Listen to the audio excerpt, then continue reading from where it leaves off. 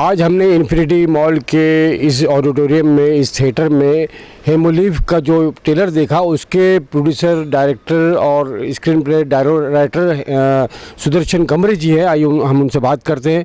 सुदर्शन गमरे जी, इस फिल्म को लेकर आप क्या कहना चाहेंगे? ये फिल्म एक्चुअली हम सब ने मिलकर बनाई है वाहिद जी के उस जर्नी पर। न केवल वाहिद जी की जर्नी, फिल्म में ब्लास्ट के बाद जो विक्टिम्स इसमें थे या फिर जो 4th क्लास में काम करने वाले लोग हैं, उन सारों का एक एक्सपीरियंस। मतलब ब्लास्ट की कहानी हर कोई कहता है, मतलब ब्लास्ट हुआ, ये हुआ, लेकिन उसके बाद क्या हुआ ना, उस कहानी पर ये फिल्म है जी। तो इसको बनाने में जो दिक्कतें आई होंगी आपको, वो कुछ आप बयान कर सकते हैं? कभी दिक्कत नहीं आई, कोई दिक्कत नहीं। सब लोग ने मिलकर जुलकर काम किया है, सब लोग ने अच्छी तरह से मतलब मेहनत की है और उस मेहनत का नतीजा हम लोग यहाँ तक पहुँचे हैं। दिक्कत है फिल्म, मतलब कोई भी चीज़ में जो छोटी मोटी होती है, लेकिन वो इतनी बड़ी चीज़ नहीं थी कि यार कुछ ऐसी दिक्कतें आई होकर। तो इस फिल्म से आप क्या पैगाम देना चाहते हैं? पैगाम यही, एक आम इंसान की कहानी है, कई सारे आम इंसानों की कहानी है, हर इंसान ने देखनी चाहिए। देश में हर लोगों ने ये फिल्म देखनी चाहिए, यही कहना चाहूँगा कि जिस तरह से बेगुनाहों को जो कैद किया जा रहा है, उन पर जो जुल्म सितम हो रहे हैं, वो सब दिखाया गया है इसमें।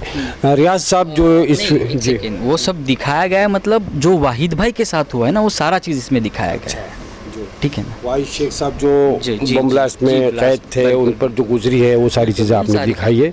कहीं ना कहीं यही सारी चीज़ें और बेगुनाह कैदी जो है उनके साथ भी हो सकती है, मैं ऐसा समझता हूँ। हो सकती है, वो अगेन अलग बात है। हम इस फिल्म के बारे में अगर आप पूछ रहे तो हम इस फिल्म के बारे में कहेंगे तो बेटर होगा कि ये फिल्म वाहिद जी की उस 9 साल की जर्नी की कहानी है। न केवल वाहिद जी, उनके साथ जो मतलब इस ब्लास्ट के बाद जो विक्टिम थे, उनकी भी कहानी है।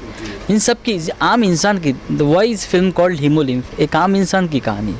ये समाज की व्यवस्था के उस वर्ग का, इस तबके के इंसान की कहानी है जो कुचला जा सकता है। इन सब की कहानी है ये। इतना मुश्किल नाम, एक पत्रकार ने आपसे सवाल भी किया था, इतना मुश्किल नाम रखने की वजह कि इस टाइटल के पीछे क्या है? मतलब वजह, मतलब मुश्किल हम लोग पहली बार सुन ले इसलिए लग रहा है, बट ये वजह अगर कहोगे तो जैसे आपने कभी चींटी मारी होगी, चींटी मारने के बाद उसको कुचलने के बाद उसका एक खून आता है, जो खून दिखता नहीं, उसी खून को हीमोलिम्फ कहते हैं।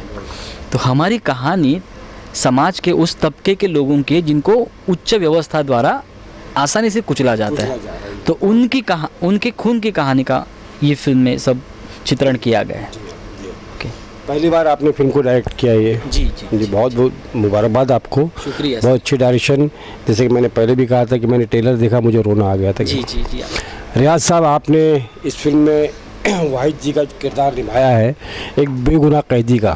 तो जो उस पर गुजरा है, जो भी कुछ आपके सामने स्क्रिप्ट के ज़रिए सुदर्शन जी ने स्क्रीन प्ले डायलॉग के ज़रिए सामने लेकर आया, तो आपको उसको करने में क्या दिक्कतें महसूस हुई? यानी उस किरदार में उतरने में आपको कैसा लगा?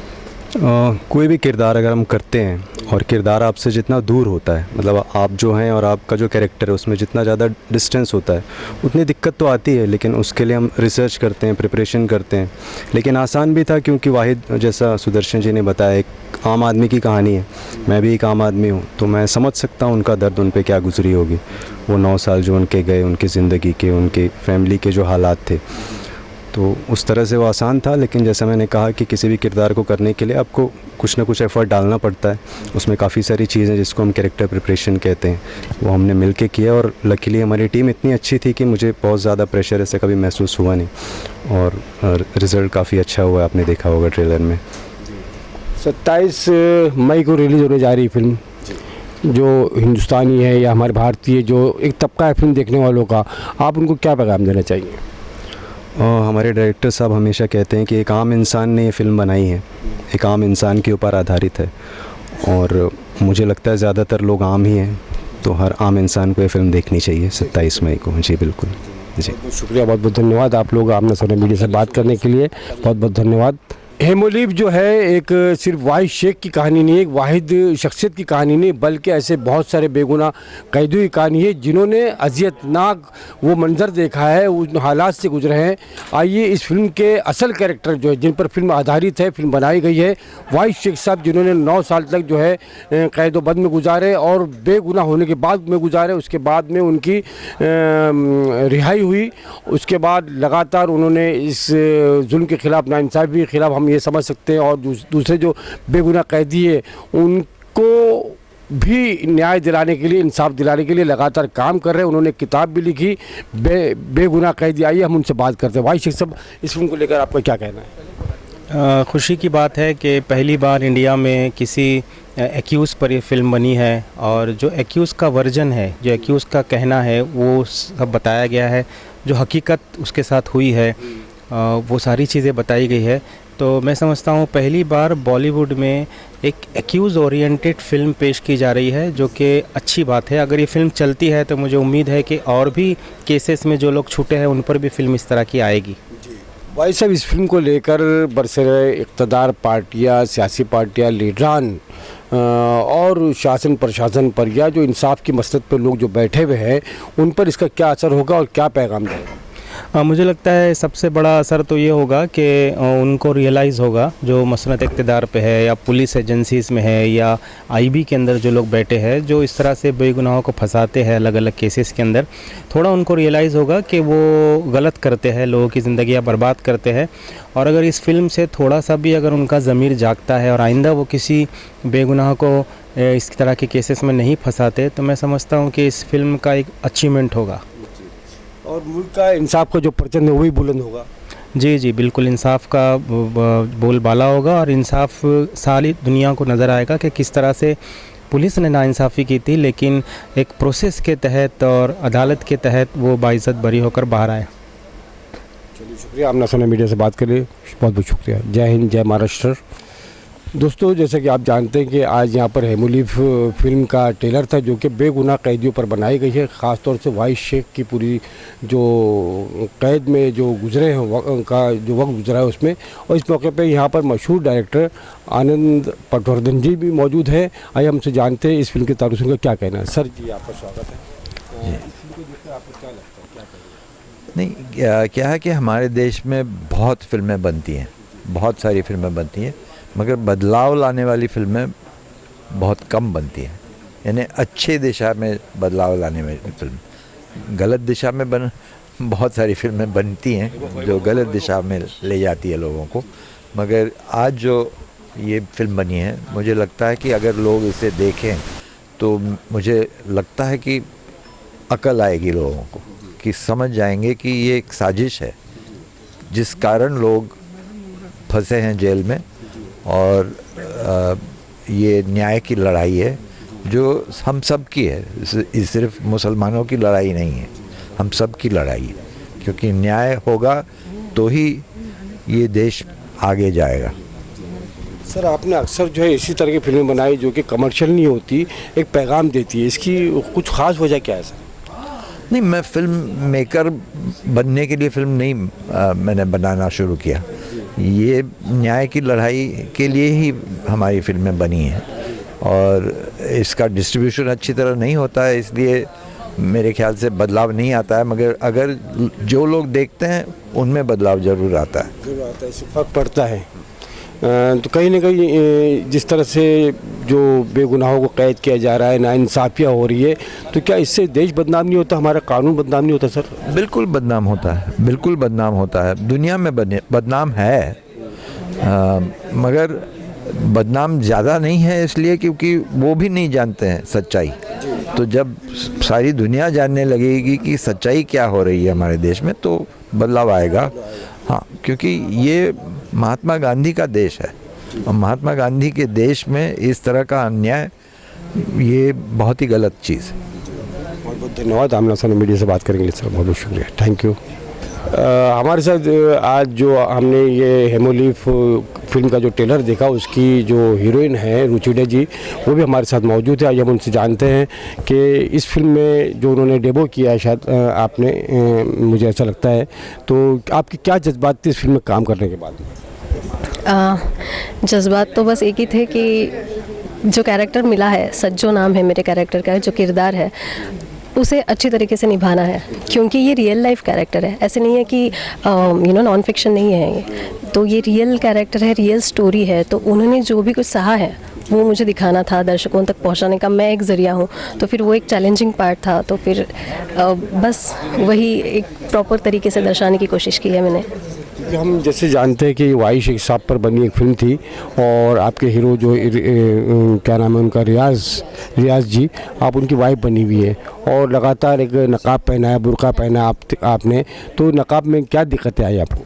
नकाब में कुछ दिक्कत एज इन ऑफ कोर्स हमें आदत नहीं रहती है इस बात की, और जब भी मुझे पता चला कि मुझे थ्रू आउट नकाब ही पहना है, बुर्खा पहना है, सो आई गॉट टू नो कि कितना डिफ़िकल्ट होता होगा जो रियल में पहनते हैं रोज़। भले उनको आदत हो जाती है बाद में, बट वो बहुत डिफ़िकल्ट था। और हमने जो है रियल लोकेशंस पे शूट किया है और एसी नहीं है, कुछ भी नहीं है, बट मेरे मन में यही था कि हम जो स्टोरी दिखा रहे हैं वही है कि जो सस्पेक्ट थे, मतलब जो बिल्कुल भी जिम्मेदार नहीं थे बॉम्ब ब्लास्ट के लिए, अभी जब भी अब फिल्म देखेंगे तभी पता तो चलेगा ही, तो जो बोलते हैं ना नॉन अक्यूज, मतलब फॉल्स अक्यूज्ड, उनके ऊपर स्टोरी है। तो ऑलरेडी वो लोग कितना कुछ सह चुके हैं, तो अगर वो स्टोरी हम दिखा रहे हैं दर्शकों को, तो हमें परफॉर्म करते वक्त अगर कोई अटायर दिया जा रहा है, वो तो कुछ भी नहीं है उसके सामने। तो यही सब चीज़ें दिमाग में रख के से परफॉर्म करना है अच्छे से, और एक्टर है हम, हमारा काम है परफॉर्म करना, तो बस वही सब दिमाग में। बेगुनाह कैदी की बीवी का रोल आपने अदा किया है, तो एक बीवी पर क्या गुजरती है, वो कहीं ना कहीं जज्बात तो आपके दिल में भी अंदर से पैदा होंगे। बिल्कुल, क्योंकि जब भी एक कोई फॉल्स अक्यूज्ड को इतनी सारी परेशानी दी जाती है, तो सिर्फ वो सफ़र नहीं होते हैं, उनके साथ उनका फ्यूचर, उनकी पूरी फैमिली सफ़र होती है, तो फिर वही सब वो ऑब्वियसली डायरेक्टर सर, जो हमारे राइटर सर है, उन्होंने तो ऑलरेडी स्क्रिप्ट पर इतना काम कर चुके हैं, वो हमें बस अपना बेस्ट देना था, वो सब दर्शकों तक पहुंचाना था। So that's it of course. और तभी हमें पता चला कि ये जो रियल जिन्होंने सहा है उन पर क्या बीती होगी। बहुत बहुत धन्यवाद, शुक्रिया आपका आमने सामने मीडिया से बात करने के लिए। थैंक यू, धन्यवाद। कैमरा पर्सन शाहिन पटेल के साथ आपका दूसरा आशिद जी। जय हिंद, जय महाराष्ट्र। सच्चो, सोच रहा हूँ एक दिन इतना बड़ा मकान लूं जिसमें अपनी पूरी फैमिली एक साथ रहे।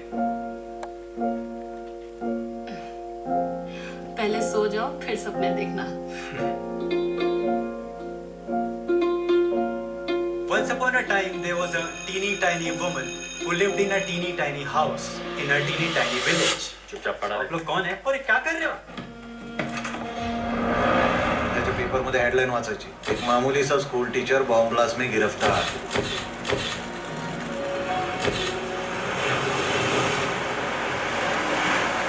तुम्ही का लॉन्ग फॉर्म क्या है? Student Islamic movement of India. इतना पता है तो भी बोल रहे हैं कि तुझे कुछ पता नहीं। सच्ची बोल रहा हूँ, मैं अपने घर पे था सर। देखो जल्दी से ना सच बोल रहे, वरना अंजाम बोल।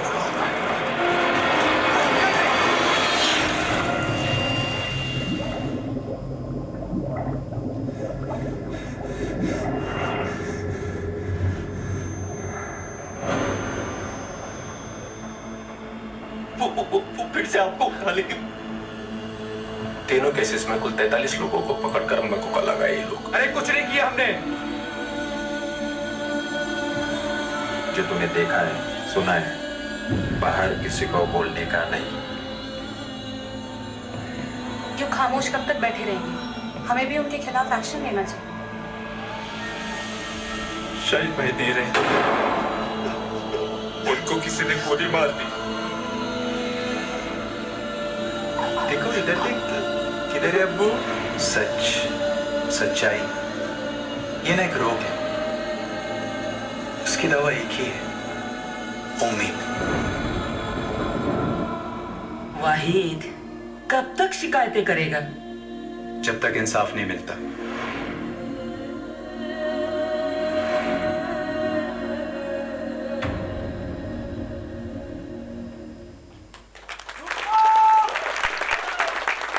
May I please have you on the stage? जब भी कोई ब्लास्ट होता है या फिर कोई इंसिडेंट होता है तो कई लोग को सिर्फ विक्टिम की सफरिंग दिखती है, पर इस फिल्म के ज़रिए हमने दिखाया है विक्टिम्स की सफरिंग को, हमने दिखाया है जो फॉल्स एक्यूज है, जो सिस्टम का हिस्सा है, उन सब की सफरिंग्स को भी हमने दिखाने की कोशिश की है। और इसके बारे में और जानने के लिए मैं स्टेज पर बुलाना चाहूँगी आनंद जी को। मुझे सबसे ज़्यादा उम्मीद इस बात में है कि ये फिल्म किसी मुसलमान ने नहीं बनाई है, एक तो मुझे लगता है कि जब ऑडियंस इसको देखेगी तब समझेगी कि इसके पीछे कुछ है जो हमें जानना चाहिए, जो कुछ सच्चाई है। क्योंकि आजकल के ज़माने में हमारे देश में अगर मुसलमान ये चीज़ बोल देता तो कोई उसको मानता नहीं। तो मुझे ये अब मैं उम्मीद करता हूँ कि ये फिल्म पूरे देश में लोग देखेंगे और समझेंगे कि हमारे देश में जो अन्याय चल रहा है, यानी मुझे लगता है कि आधे से ज़्यादा लोग जो जेल में हैं वो बेगुनाह हैं और वो बेगुनाह एक तबके के लोग ज़्यादा हैं। ऐसा नहीं कि दूसरे लोग भी नहीं हैं, मगर हम अगर देखते हैं आज के समय में तो उनके पास ऐसे ऐसे तकनीक है कि वो जेल में डाल देते हैं। अगर छूट के आ गया बाहर कोई आदमी तो उसके ऊपर दोबारा कोई दूसरा केस डाल देते हैं, तो उसको फंसा के ही रखते हैं। और ये क्यों कर रहे हैं? क्योंकि वो दिखाना चाहते हैं कि जैसे वो बोलते हैं ना कि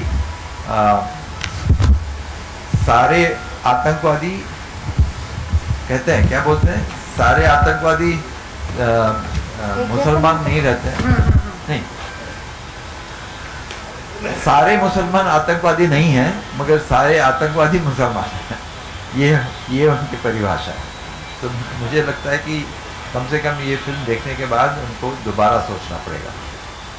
तो और फिल्म एक फिल्म मेकर ने जो बनाई है ये उनकी पहली फिल्म है और बहुत मेहनत की है और बहुत अच्छी फिल्म बनाई है। और लोगों ने जिन्होंने एक्टिंग की है, काम किया है, इन्होंने भी बहुत अच्छा किया है और मुझे लगता है दिल तक पहुंचने वाली फिल्म है। Thank you so much for wonderful message, making it so very clear. Thank you. अब मैं स्टेज पर बुलाना चाहूंगी सुदर्शन गमरे जी को। I would also like to invite on stage Riyaz Anwar ji and Wahid Sheikh जी।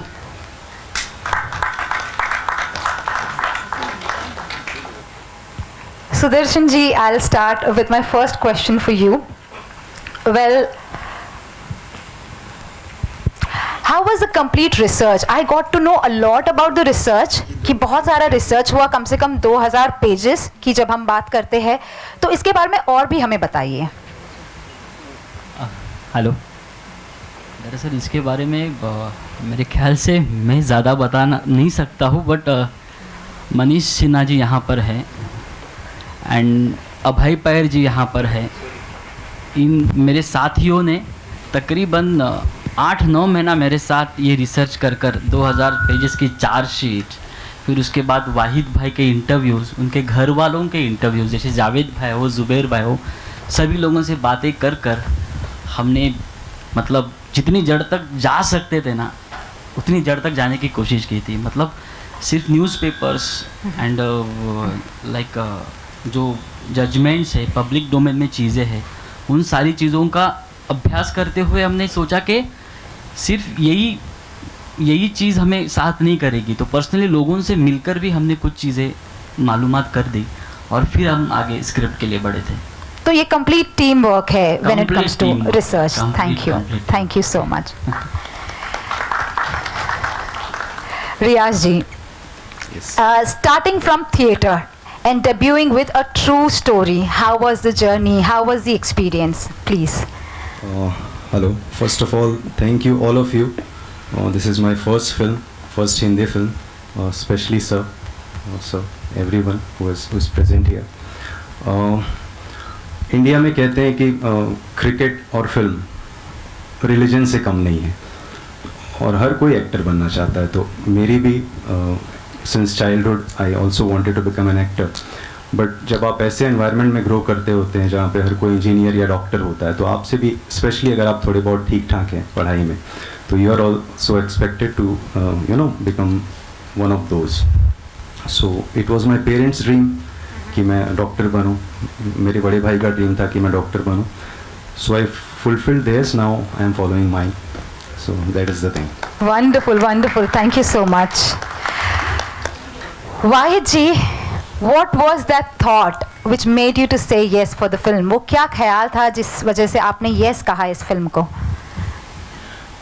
देखिए, रिलीज़ होने के बाद 2015 में मैं रिलीज़ हुआ जेल से, तो कई लोग मेरे पास आए, फिल्म इंडस्ट्री से जुड़े हुए लोग, कई लोग आए और उन्होंने कहा कि हमें आपकी लाइफ पर फिल्म बनानी है।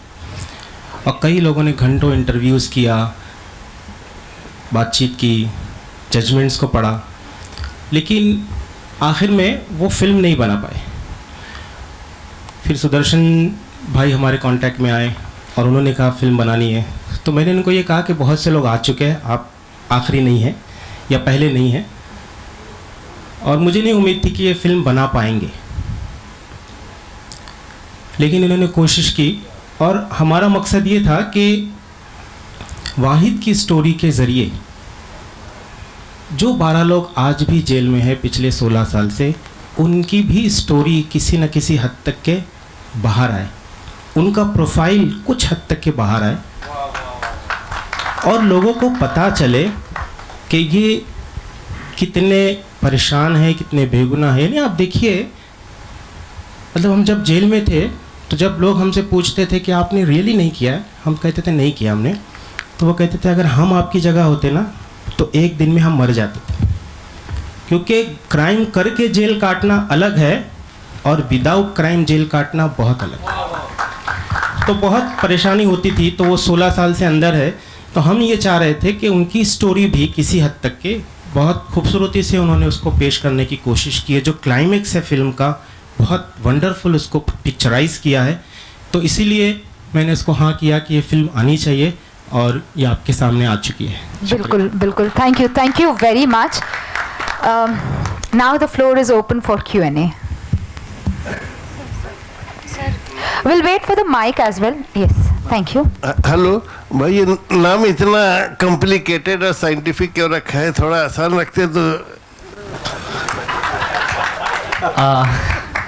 माफ़ कीजिए, आसान रखने की ऐसे कोई खास वजह नहीं। हमको भी बहुत तकलीफ हुई जब फिल्म बनाते वक्त, तो बोला लोगों को नाम के वक्त भी थोड़ी तकलीफ होनी चाहिए, इसलिए रख दिया।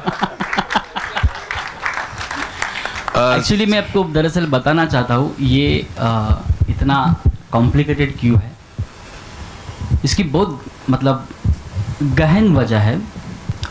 सर, हमने कभी भी अगर चींटी को मारा होगा ना, तो चींटी का एक खून निकलता है जो हमें दिखता नहीं कभी, और उसी खून को हीमोलिम्फ कहते हैं। ये फिल्म सोसाइटी के उस तबके की है जिनका खून या फिर जिन्हें आसानी से कुचला जा सकता है, उन लोगों के खून की ये कहानी है हीमोलिम्फ।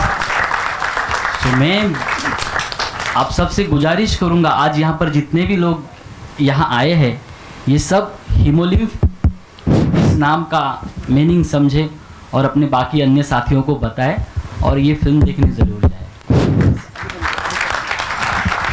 सुदर्शन जी, दिग्विजय फ्रॉम बॉलीवुड प्रेमी। आपकी ये डेब्यू फिल्म है, तो यही टॉपिक आपने क्यों चूज़ किया? आपकी डेब्यू आपने किया है बॉलीवुड में हिंदी फिल्म में, तो यही प्लॉट क्यों लिया आपने? कुछ दूसरा भी कर सकते थे, कुछ मसाला एंटरटेनमेंट भी हो सकता था, लेकिन ये ट्रू इवेंट आपने चूज़ किया। जी। दरअसल क्या है ना, जैसे मैंने बताया कि ये हीमोलिम्फ है, आज तक मैं भी हीमोलिम्फ की ज़िंदगी जी रहा हूँ, ठीक है। तो मैं जब ज़िंदगी हीमोलिम्फ की जी रहा हूँ ना, तो मेरे को भी खुद को प्रेजेंट करने के लिए कोई ऐसा ही टॉपिक चाहिए था जो हीमोलिम्फ हो, और इसलिए मैंने ये फिल्म चुनी। हेलो, या सुदर्शन जी, या स्ट्रेट सी, movie is always a commercial thing, मतलब इसमें इनकम का होना ज़रूरी है। आपने इतना बड़ा इन्वेस्टमेंट किया है और भी प्रोड्यूसर्स आपके साथ जुड़े हैं, इसमें कमर्शियल एंगल कितना है और क्या एक्सपेक्टेशंस हैं आउट ऑफ बॉक्स ऑफिस? या एक्सपेक्टेशन तो पहले दिन से नहीं थी जब कहानी को चुना था, कमर्शियल एक्सपेक्टेशन। दरअसल मैं आपको एक साफ चीज़ कहना चाहता हूँ, इस फिल्म बनाने के लिए मेरे साथ जो जुड़े हुए मेरे प्रोड्यूसर्स हैं, सारे मेरे दोस्त भाई है, कोई बड़ा नाम हमसे जुड़ा नहीं है हमको प्रेजेंट करने के लिए। ओके, तो यार हम सिर्फ कहानी को आगे तक लेना चाहते हैं, और जैसे साहिल भाई हमको मिले, इन्होंने एक अच्छी कोशिश की हमको यहाँ पर खड़ा करने की, उनकी वजह से शायद हम लोग यहाँ खड़े हो गए। तो वो देख लेंगे देखने वाले जो कमर्शियल आएगा, बट हमारी तो कोशिश ये है ये कहानी आगे तक जाए, बिल्कुल आगे तक जाए बस। एक सेकंड क्वेश्चन है सर, एक वाहिद के रोल के लिए एटलीस्ट एक पॉपुलर फेस का होना, मुझे ऐसा लगता है पर्सनली कि एक फेस तो एटलीस्ट फिल्म में होना चाहिए था जो नहीं है। Mostly they all are debutant and even you are also debut director for मैंने कहा ना, जब कहानी चुनी ना तभी बड़ी रिस्क ली थी हमने, जब कहानी चुनी थी तभी बड़ी रिस्क ली थी। तो फिर मैं चाहता था कि अगर मैं हीमोलिम्फ हूँ, हमारी कहानी हीमोलिम्फ है, तो मेरे जितने भी सारे एक्टर हैं ना सब अच्छा काम कर चुके हैं, सारा थिएटर कर चुके हैं। रुचिरा जी यहाँ पर है, उन्होंने एक्चुअली, आप please can you stand please Ruchira ji, या फिर यहाँ पर आइए प्लीज़, यहाँ पर आइए प्लीज़, यहाँ पर आइए। आप देख सकते हो इतनी खूबसूरत अबला है ये, इन्हें हमने दिखाया नहीं है फिल्म में, बिल्कुल नहीं दिख रहे। आप जब फिल्म देखोगे आपको समझ में आएगा, आज प्लीज़ देख लीजिए इन्हें। ओके सो हम मेरे सारे आर्टिस्ट, चाहे सागर जी हो या सूर्या जी हो, एवरीबडी, हर कोई मतलब एक ऐसे जहाँ से आया था ना जिनको सिर्फ काम करना था। अभी रियाज भाई ने मतलब उस पैशन से काम किया, शायद मेरी पहली फिल्म थी, मैं किसी बड़े आर्टिस्ट से नहीं करवा के ले सकता था, तो बस यही एक रीज़न है सर, और कुछ नहीं। Trailer is wonderful sir, best of luck and all the best for the grand trailer के लिए मैं चिंटू सिंह जी का बहुत शुक्रिया अदा करूंगा, जिनका एक्सपीरियंस हमारे काम आया है। चिंटू जी यहाँ पर है, thank you so much Chintu ji. Hello स्ट्रेट, मेरा आपसे सवाल है कि आपने कहा कि आपके जितने भी फ्रेंड्स हैं, प्रोड्यूसर हैं जिन्होंने पैसे डाले हैं इस फिल्म में, क्या आप जाने माने प्रोड्यूसर्स के पास भी गए थे फिल्म लेकर, और उनका क्या रिएक्शन था, क्या किस तरह का सपोर्ट था, या क्या कहा उन्होंने? दरअसल जाने माने प्रोड्यूसर तक मैं पहुंच नहीं पाया, लेकिन उनकी जो चयन होती है उन तक मैं ज़रूर गया था। सो उनका कहना था कि ये ऐसी थोड़ी कहानी होती है यार, ये सब बॉलीवुड में थोड़ी ना चलता है यार, नहीं यार कुछ अच्छा लेकर आओ यार।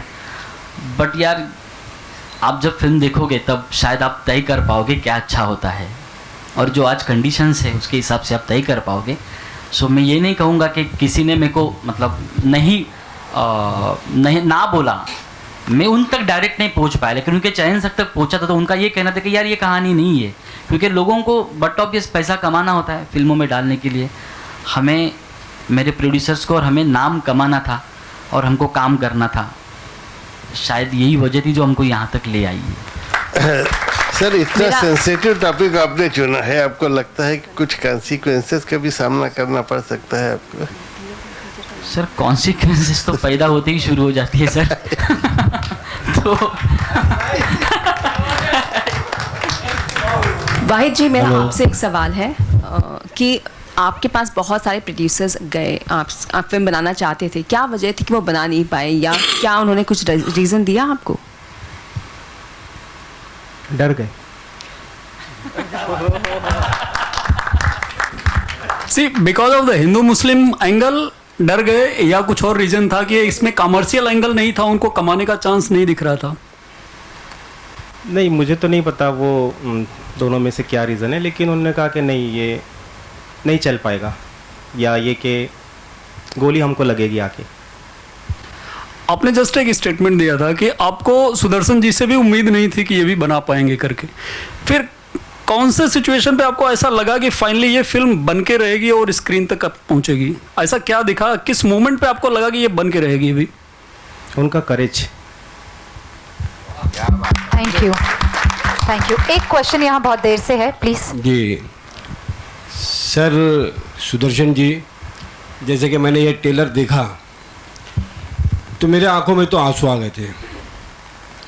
भारत रोएगा या क्रिटिसाइज़ करेगा ये मुझे नहीं पता, लेकिन एक चीज़ है जो सवाल मैं आपसे करना चाहता हूँ आमना सामना मीडिया की जानिब से, कि कश्मीर फाइल्स पर वावेला मचाने वालों को हेमोलिफ क्या एक जवाब है? बिल्कुल नहीं सर, बिल्कुल नहीं। वो अपनी जगह पे सही थी, हम अपनी जगह पे सही है सर। सॉरी। वो सही कैसे थे सर? सही कैसे हो सकते सर? सर जो उनका जो उन्होंने दिखाया वो गलत दिखाया। सर सुनिए, वो उनका अपना ये है, और फिर हम इस स्टेज पर हमारे फिल्म के बारे में बात करेंगे ना तो मुझे बहुत खुशी होगी sir. Please please sir. Sudarshan ji, मैं न्यूज़ टाइम नेशन लखनऊ से हूँ, खुर्शीद खान राजू। तो जो आपने सब्जेक्ट चुना वाकई में तो रिस्की सब्जेक्ट है, बट आपका जो सब्जेक्ट है यही हीरो है। शुक्रिया सर। आपकी फिल्म ये स्लो स्टार्ट करेगी मगर ये जाएगी बहुत दूर तक। इसको बाद में इतना प्रमोशन, इसको देखिए कोई भी बड़ी फिल्म है, फर्स्ट प्रोड्यूसर या कंपनीज इतना पैसा लगाते हैं, जो फर्स्ट दिन ऑडियंस आते हैं वो आपके ऐड के दम पे आते हैं। बाद में जब फिल्म चलती है तो पब्लिक माउथ पब्लिसिटी से चलती है। तो ये फिल्म जब लोग देख के जाएंगे तो दूसरों को देखने के लिए रिकमेंड करेंगे। तो ये फिल्म आपका फिल्मी सब्जेक्ट है, ये आपका टॉपिक ही हीरो है। तो आप इस बात के मन में कोई कसक मत रखिए हम बड़ा चेहरा नहीं ले पाए या बड़ा प्रोड्यूसर नहीं ले पाए, इसकी कोई ज़रूरत नहीं, क्योंकि सारे आपके एक्टर और आपका सब्जेक्ट यही हीरो है। जी जी सर, शुक्रिया सर।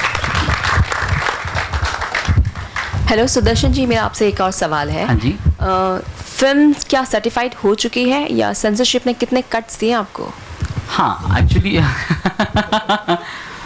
फिल्म सर्टिफाई हो चुकी है। एक्चुअली ए सर्टिफिकेट मिला है हमें से। उन्होंने मतलब मेरे को अगर सच कहूँ तो जो ऑनर दिया, उन्होंने एक स्टैंडिंग ओवेशन मिला हमारी फिल्म को जब उन्होंने सर्टिफिकेशन बोर्ड ने फिल्म देखी, ठीक है। बट उन्होंने जो भी चीज़ें जो मॉडिफिकेशंस कहे, देयर इज़ नो कट, मतलब कोई कट्स नहीं है फिल्म में, बट कुछ मॉडिफिकेशंस है, अब्यूज़ लैंग्वेज वगैरह, वो तो बाकायदा करना ही है हम जब देश में फिल्म करते हैं, तो वही सारी चीज़ें। अदरवाइज़ अच्छा था उनका एक्सपीरियंस। ए सर्टिफिकेट वायलेंस की वजह से या समथिंग एल्स? सब्जेक्ट की वजह से नहीं, जैसे होता है ना कि फिल्म में पुलिस है तो गालियाँ आई, चोर है तो गालियाँ आई, ये सारी चीज़ें होती है जो आम तौर पे। तो जो गालियाँ वगैरह चीज़ें हैं, एंड जैसे कि हमारा टॉपिक सेंसिटिव है, तो ये सेंसिटिव टॉपिक 13 एज के लिए, मतलब थोड़ा उनका ये कहना था कि एज ऑफ 13 के लिए थोड़ा सा हेवी हो सकता है, इसलिए ये सर्टिफिकेट दे रहे हैं हम। ओके। इसमें कोई लीगल इश्यूज आपको आए मुंबई पुलिस की तरफ से या? जी कभी कभी नहीं, मतलब हम वहाँ तक गए नहीं, वो हमारे तक आए नहीं बेचे कभी कभी। Hello sir. Hello, yes Sudarshan sir, सबसे पहली बात आपको कॉन्ग्रेचुलेशन फॉर द फिल्म। शुक्रिया दोस्त। पहिली बात सर, रुचिराज यादव जब आपकी झी मराठी माध्यम, मी मराठी ॲक्च्युली बघायला गेलो, मी मराठीमध्ये प्रश्न विचारणार की जेव्हा तुमची एक सिरियल होती नवऱ्याची बायको, आणि फ्रॉम बॉलिवूड नाव बॉलिवूड, तर काय जर्नी काय होती सर मॅम तुमची? Journey Thane to Bandre well तेवढंच नव्हतं, मी पण मराठीत उत्तर देईन. Yes. I was shooting for the serial that time आणि मला कॉल आला आणि मी भेटले सरांना, सगळी टीम होती आणि आय कुड सी किती छान काम केलं होतं. जे ऑफिस होतं तिथे खूप डिटेलमध्ये काम केलं होतं, काम सुरू होतं, सगळ्यांचे वर्कशॉप सुरू होते आणि मी थोडी लेट एंटर झाले तिथे. सो मी गेले, सरांनी मला पूर्ण स्टोरी ऐकवली, माझं कॅरेक्टर ऐकवलं आणि मला पर्टिक्युलरली मला पर्सनली काहीही कॅरेक्टर असू दे किंवा इवन जर तुम्ही सिरियल फॉलो केली असेल किंवा माझे मराठी मूवीज फॉलो केले असतील तर मला अभ्यास करायला आवडतो. माझं जेही कॅरेक्टर असेल आणि ती फिल्म असेल त्याचा अभ्यास करायला खूप आवडतो आणि तो स्कोप असायला पाहिजे तरच मी ती फिल्म निवडेन. आणि luckily I feel very fortunate to be a part of this film, कारण ते सगळं इथे होतं आणि फक्त झालं असं की मला हे सगळं नरेट केलं गेलं आणि त्यानंतर सगळ्यात शेवटी सरांनी बॉम्ब फोडला की तुझा चेहरा दिसणार नाही आहे फिल्ममध्ये. सो दॅट वॉज लाईक हां म्हणजे हाऊ इज इट पॉसिबल.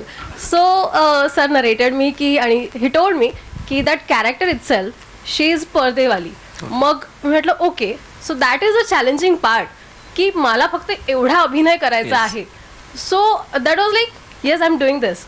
आणि ठीक आहे, म्हणजे ओळखतील नाही ओळखतील तो नंतरचा प्रश्न, पण मी हे केलंय हे समाधान आहे माझ्यासाठी. आणि very nice, very nice. Thank you so much. I take this opportunity to thank Sudarshan sir to give me this opportunity. भाई थोड़ा हिंदी में भी समझा दीजिए.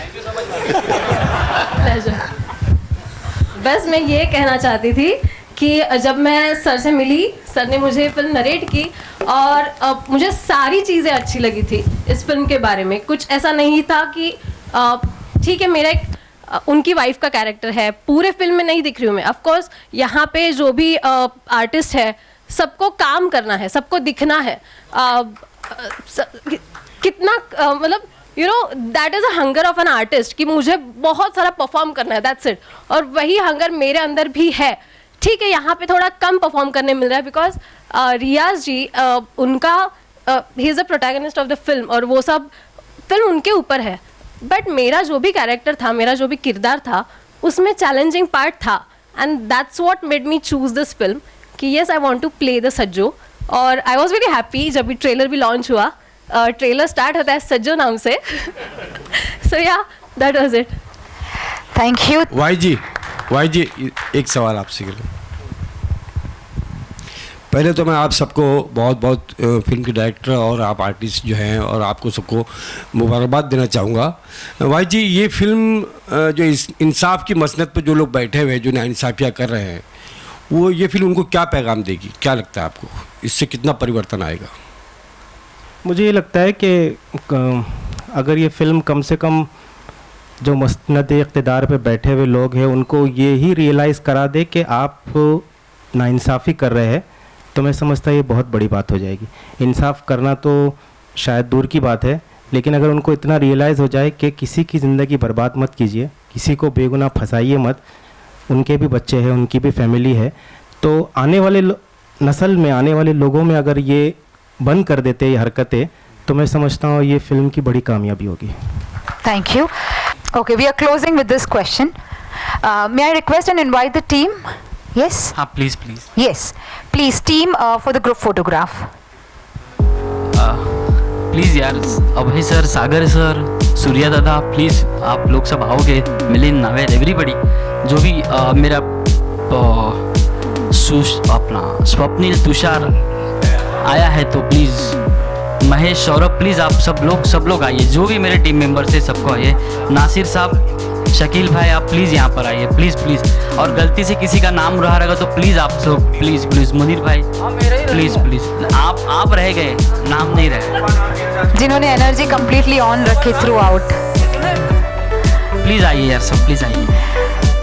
इन द मीन टाइम मैं बताना चाहूँगी the film is releasing on 27th, please ज़रूर जाकर देखिए। 27th of May। Once again 27th of May in theaters pan India। अगर रश्मि जी अगर आए रहेंगे, भाभी जी, तो आप प्लीज़ आइए यहाँ पर, प्लीज़ कम यहाँ, प्लीज़। मैं चाहता हूँ टीम में से सारे लोग यहाँ पर आए यार। May I now request and invite Javed sir? Please, humble request. Viraj,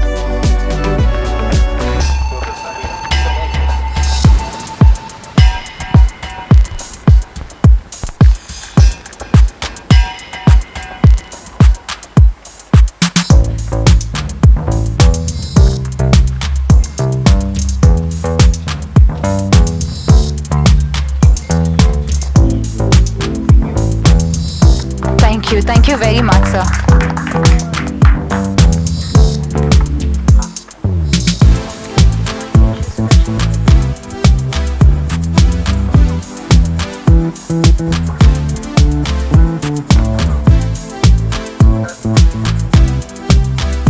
We'll have your solos as well, sir. And Wahid sir has come.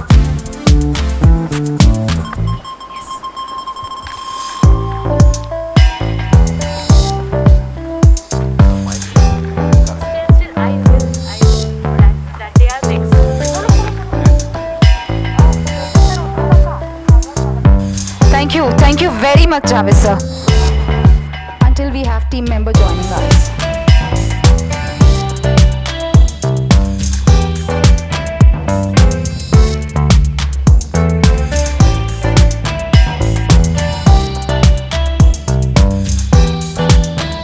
Thank you very much. Thank you, media, and thank you, dignitaries.